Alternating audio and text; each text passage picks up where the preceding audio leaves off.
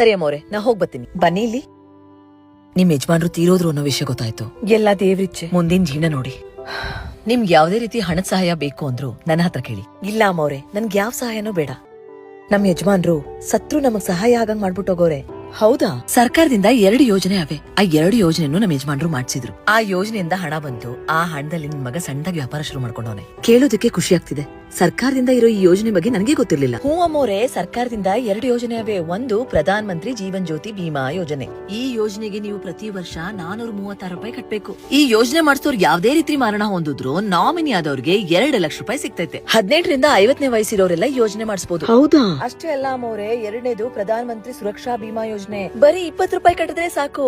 ಈ ಯೋಜನೆ ಮಾಡಿಸೋರ್ಗೆ ಆಕ್ಸಿಡೆಂಟ್ ಆಗಿ ಮರಣ ಹೊಂದಿದ್ರೆ ನಾಮಿನಿ ಆದವ್ರಿಗೆ 2 ಲಕ್ಷ ರೂಪಾಯಿ ಸಿಗ್ತೈತೆ.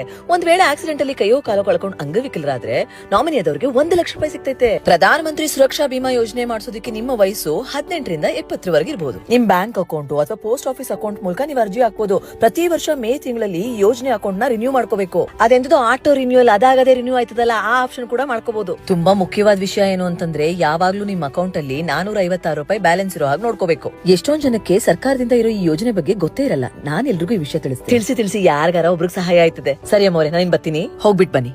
ನೀವೇನ್ ನೋಡ್ತಾ ಇದ್ದೀರಾ? ವಿಷಯ ಗೊತ್ತಾಯ್ತು ತಾನೆ? ಆದಷ್ಟು ಬೇಗ ಅರ್ಜಿ ಹಾಕಿ.